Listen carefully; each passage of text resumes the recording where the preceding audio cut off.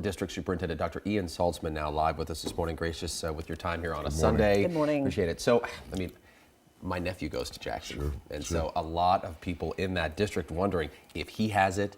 I'm sure others will have it. We don't know that. What are you thinking here as a superintendent now? You got it closed on Monday. What about Tuesday, Wednesday? Sure. Well, right now, the most important thing is to inform our community, and that's why we have a fact sheet. We have a web page with all the facts going on. Right now, all we know is that there's the one student at Jackson. We closed the school Monday. We've closed the school since Friday, Saturday, and Sunday for a deep cleaning, and Monday will be another deep cleaning, and we look forward to having school on Tuesday. What can you tell us about the student who has tested positive, about exactly what happened and how it was discovered that he had coronavirus? All I know, we was informed by the health district that it's one student, community. I appreciate the information from the health district and even from our government today, just letting us know everything, but all we do know is it's one student at Jackson High School. Yeah, and this student also had a sibling as well that goes in the district. What can you tell us about that? Well, we do know that the sibling is, that sibling has no symptoms at this time.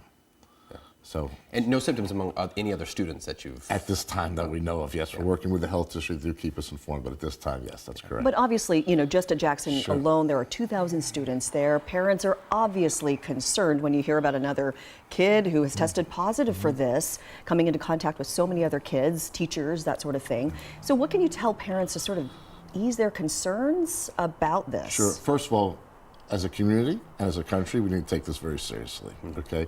And to our local community, to our parents, that just watch the symptoms. If there's anything you have questions about, go to your local doctor.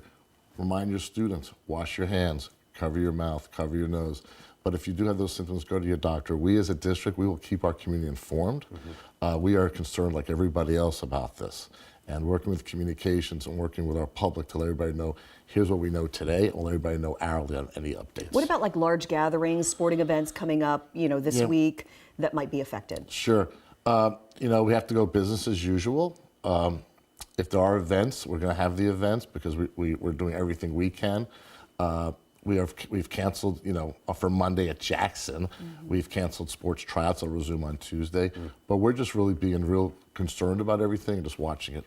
Yeah, lift the veil for us a little bit here. I mean, as a superintendent of a district that has a coronavirus case, this is not something that, I mean, you're brand new to the district. This is something right off the bat for you. Are you talking with the CDC? Do you talk to health officials? How do you process You know, I've talked to health officials. You know, as a superintendent, your first concern is your children and your community. So most important thing that they keep me informed and I keep my community informed. You have to take this seriously, okay? We don't ignore anything. As a nation, we shouldn't ignore anything. The most important thing right now is that we inform our community and we work very closely with the health district. Yeah. So you're comfortable then with the cleaning process and the getting things back together on Tuesday? Yes, sir. I'm very comfortable because I know that we're doing a deep clean, but we have to be aware of everything around us, okay? Because we just have to be aware. And what about any parents who want to keep their students home just as a precaution because they're not feeling real good about the situation? Sure. You know, I would tell anybody in any community, if your child does not feel well, don't send your child to school, but go to your local doctor, okay, and get that report from your doctor. Dr. Ian Saltzman, Superintendent of Everett Public Schools, 6 months on the job. Didn't see this one coming, did you? Public education. Thank you. You never know, right? Who knew? Yeah. Thank you. Thank you very much.